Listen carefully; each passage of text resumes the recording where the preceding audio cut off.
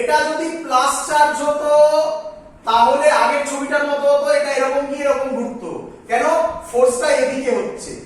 এবার মাইনাস ছিল এটা, তাহলে মাইনাস হলে ফোর্সটা এদিকে হবে, এদিকে হবে, তার মানে সেন্টার আমার এসব দিকে কোথাও আসবে, তাহলে এই টানবো না, বল বুঝলি কিনা? অঙ্ক শেষ, তাড়াতাড়ি করব।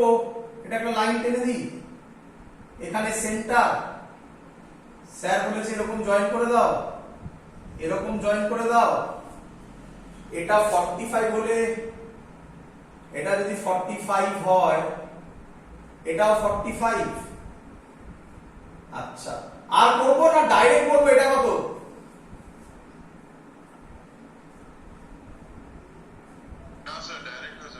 কত হবে? আরে এটা থিটা হলে এটাও তো থিটাই হচ্ছিল, 45 ডাইরেক্ট করবো না? তাহলে এটাও কত? 45। তাহলে এটা কত?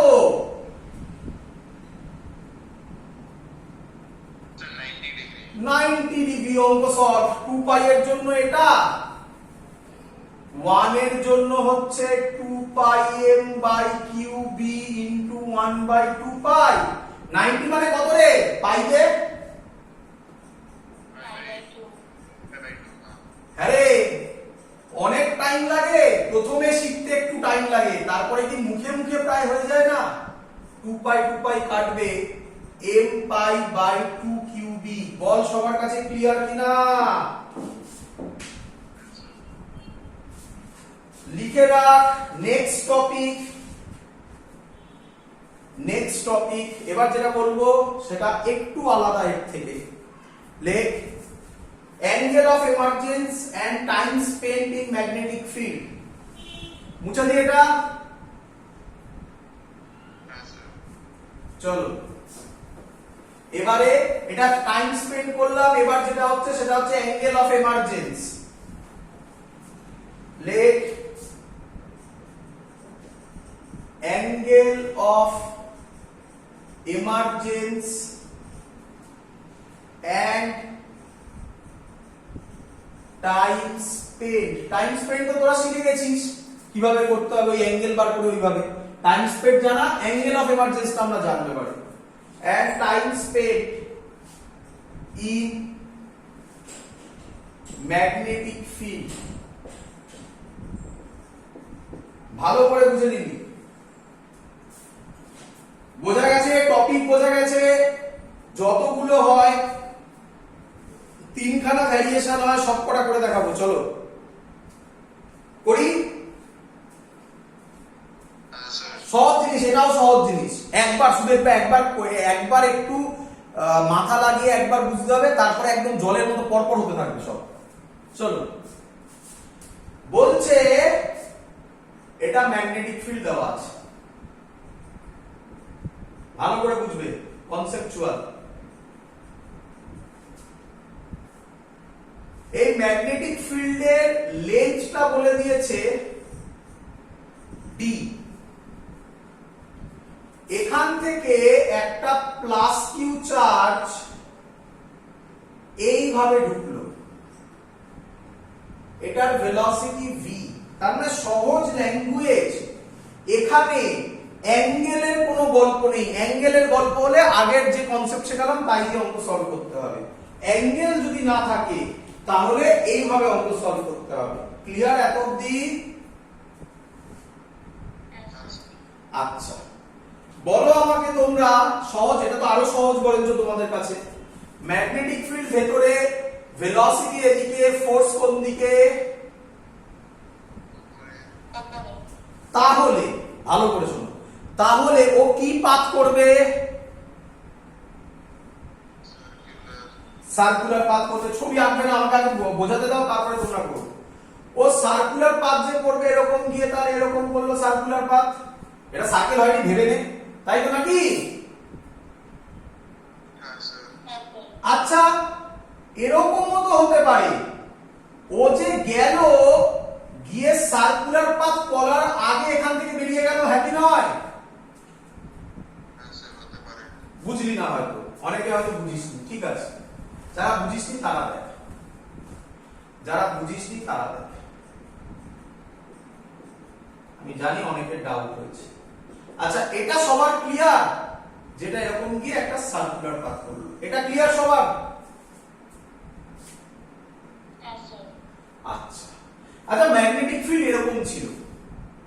আচ্ছা, ম্যাগনেটিক ফিল্ড যদি আমি কমিয়ে দিই, এই দেখ কমিয়ে দিচ্ছি, এই দেখ কমিয়ে দিলাম, এই যে লাইনটা, তাহলে ও কি আর পুরো সার্কেল কমপ্লিট করতে পারবে, না এখান থেকে বেরিয়ে চলে যাবে? কি রে? বেরিয়ে যাবে একদম। তাহলে এত অবধি আমি ম্যাগনেটিক ফিল্ডটাকে নিলাম।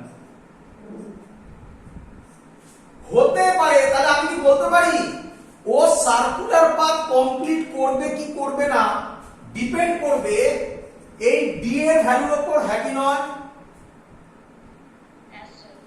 তাহলে সেগুলোকে নিয়ে আমরা কাজ করব। দেখ এক এক করে, হতে পারে সার্কুলার পাথ করলো, এটাও হতে পারে, আমরা সব করবো এখন ধরে ধরে এক এক করে। চল কি বলছে, তাহলে ধর এভাবে বেরিয়ে গেল, তাহলে বলছে এখানে একটা স্ট্রেট লাইন টানলাম, এই অ্যাঙ্গেলটা বলছে থিটা, কোশ্চেন বলছে find theta and time spend if first, এটা অপশন নয়, এগুলো এক একটা অঙ্ক। ডি এর ভ্যালু এটা, ডি এর ভ্যালু এটা হলে থিটার ভ্যালু বার করো। 2 নম্বর, ডি এর value mv by qb। 3 number, D এর ভ্যালু 2mv বাই qb। এই তিনটের জন্য তুমি থিটার ভ্যালু আমাকে বার করে দেখাও। দেখো তিনটে ডি এর ভ্যালু তিন রকমের, ক্লিয়ার? চলো এবার একটা একটা করে আমরা করব, দেখ ভালো করে বুঝবে, ভালো করে বুঝবে। আমাকে বলো এমনি নরমাল ফর্মুলা আমরা শিখেছিলাম, রেডিয়াস যে ফর্মুলাটা ছিল, রেডিয়াসের ফর্মুলা ছিল mv বাই qb। প্রথমটা বলেছে mv বাই 2qb, তার মানে আমি বলতে পারি ডি এর ভ্যালু রেডিয়াসের থেকে ছোট। যদি রেডিয়াসের থেকে ছোট হয় তাহলে পুরো ঘোরার আগেই তো বেরিয়ে যাবে, খুব স্বাভাবিক তো এটা। তাহলে কত মাথায় রাখার দরকার নেই তোমাকে, যেটা ছোট এটা ভাবতে হবে, এসব ভাবার দরকার নেই, কত ছোট কিচ্ছু ভাবতে হবে না, অঙ্ক আমাকে বলে দেবে। কি করব আমি, তাহলে প্রথম অঙ্ক করছি, নাম্বার 1। নাম্বার 1 আমি লিখতে পারি ডি লেস দেন আর এর জন্য করছি, শুধু এটা দেখতে হবে কে বড়, ডি আর আর এর মধ্যে কে, ডি বড় লেস দেন আর। ক্লিয়ার সবার? আচ্ছা, আমি ধরছি এই পয়েন্ট থেকে বেরিয়েছে, আমি ধরলাম এর সেন্টার হচ্ছে এইটা, সুবিধার জন্য এই পয়েন্ট থেকে বেরিয়েছে, এটা জয়েন করে দিলাম, আমি বলতে পারি এটাই হচ্ছে রেডিয়াস আর।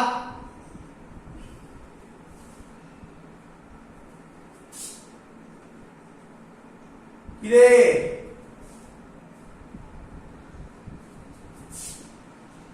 এটা আর এটা থিটা হলে আমি বলতে পারি এই অ্যাঙ্গেলটা হবে 90 ডিগ্রি মাইনাস থিটা, এই অ্যাঙ্গেলটা হবে 90 ডিগ্রি, তাহলে এই অ্যাঙ্গেলটা হবে 90 ডিগ্রি মাইনাস থিটা 90 ডিগ্রি, তাহলে এই অ্যাঙ্গেলটা হবে থিটা। তিনটে অ্যাড করে দেখ 180 হচ্ছে। বল বুঝলি কি না? চলো ভালো করে দেখ এবারে। তাহলে আমি বলতে পারি এই ট্রায়াঙ্গেল, নাম দিয়ে দিই A B C, triangle A B C থেকে সাইন থিটা কত বল? Formula perpendicular by hypotenuse. Perpendicular মানে এটা, এটাকে আমি ডি বলতে পারি।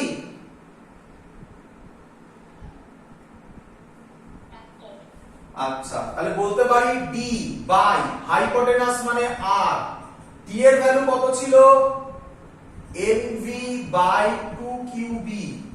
আর এর ভ্যালু কত? উল্টে যাবে ওটা, তাহলে qb বাই mv, কেটে গিয়ে অ্যানসার হবে হাফ। sin থিটা যদি হাফ হয়, থিটার ভ্যালু কত হবে? 30 ডিগ্রি। বল কনসেপ্ট ক্লিয়ার কিনা? আচ্ছা, থিটা পেয়ে গেছি আমরা, আমি তোদের শিখিয়েছিলাম টাইম স্পেন্ড কিভাবে বার করব। দেখ কোথায় করি উপরের জায়গাটায় করছি।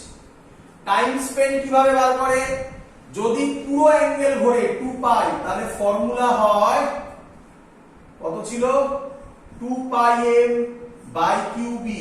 পড়িয়েছিলাম কি রে?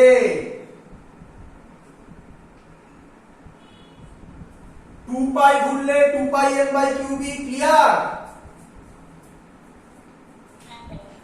চ তাহলে 1 ঘুরলে হবে 1 ইউনিট ঘুরলে হবে, একবারে করে দিই, 2 পাই কেটে যাবে, m by cube B. 30 degree মানে আমি বলতে পারি পাই বাই 6, পাই বাই 6 ঘুরলে হবে m by cube B into pi by 6। এটাই অ্যানসার টাইম স্পেন্ড, এটা অ্যানসার অ্যাঙ্গেল। ক্লিয়ার সবার? 2 নম্বর, ভাবতে হবে না কিছু, ছবি এটাই মনে রাখবি, এখানে একটা ছবি ছাড়া কিছু হয় না। 2 নম্বর, d আর r দেখ সেম, ইকুয়াল টু r, তাহলে d আর r যদি এখানে আমি বসাই তাহলে অ্যানসার আসবে 1 sin থিটা 1। থিটা কত হয়?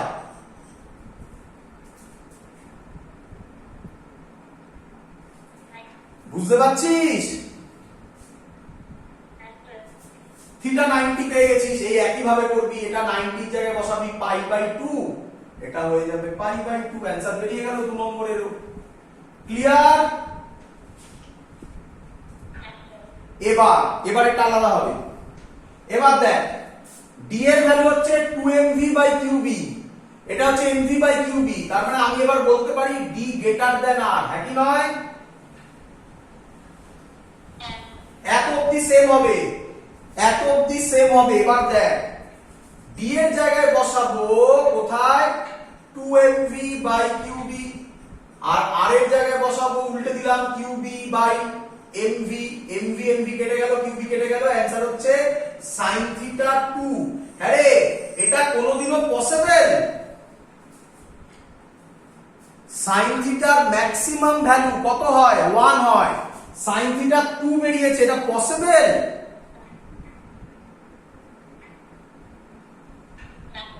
তাহলে যদি পসিবল না হয় তাহলে অ্যাঙ্গেল অফ, এর মানে হচ্ছে অ্যাঙ্গেল অফ এমার্জেন্স হবে না, মানে পুরোটাই ঘুরে যাবে। তাহলে সবসময় মাথায় রাখবি যখন sin থিটার ভ্যালু ইম্পসিবল বেরোচ্ছে, মানে এমন ভ্যালু যেটা হতে পারে না, সবসময় মাথায় রাখবি থিটার ভ্যালু হবে 0 ডিগ্রি। আর থিটা যদি 0 হয় তাহলে পুরো অ্যানসার টাইম স্পেন্ড এটাই হবে, কারণ আর তো কিছু করার নেই, 2 পাই অ্যাঙ্গেলই তো ঘুরেছে পুরো এর মধ্যে। বল ক্লিয়ার কিনা? That's all. এই হলো আমাদের দুটো ইম্পর্টেন্ট পার্ট, যেটা আজকে আমি তোমাদেরকে কমপ্লিট করিয়ে দিলাম। ভালো করে বাড়িতে প্র্যাকটিস করবে, আর কিছু নেই, এর বাইরে আর কিছু নেই। এই পোরশন এন্ড। পরের দিন আমরা লরেঞ্জ ফোর্স থেকে শুরু করব। আমি অলরেডি বলেছিলাম আজকে ইলেকট্রিক ফোর্স আর ম্যাগনেটিক ফোর্সকে একসাথে কম্বাইন করে সহজ অঙ্ক, মেন পার্ট যেটা কঠিন পার্ট আজকে বলে দিলাম দুখানা, খুব ইম্পর্টেন্ট। এই ছবিটা মাথায় রাখবে, ব্যাস। এবার অ্যাঙ্গেল অফ এমার্জেন্স যাই দিক না কেন, ডি আর আর, সাইন থিটা মনে রাখবে ডি বাই আর সবসময়, ছবিও ভুলে যাও, সাইন থিটা মনে রাখো D by R, just value বসাও।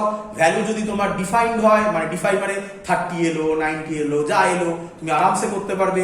যদি আনডিফাইন্ড হয় তার মানে থিটা 0, আর যেটা টাইম পিরিয়ড সেটাই ভ্যালু হবে টাইম স্পেন্ড। সিম্পল থিং, একদম ইজি। ক্লিয়ার? That's all. এত অবধি থাকছে। আমি জয়েন্টের গ্রুপে জানিয়ে দেব নেক্সট উইকের মধ্যে আমি পরীক্ষা নেব, পরীক্ষার সিলেবাস হবে আমি গ্রুপে জানিয়ে দিচ্ছি। ডিপিপি গুলো যাদের কাছে আছে ডিপিপি ওয়াইজ পরীক্ষা নেব, তো সেগুলো আমি সিলেবাসগুলো আমি দেখে, আমি ডিপিপির যেভাবে আছে সেভাবে দেখে আমি তোমাদেরকে জানিয়ে দেব।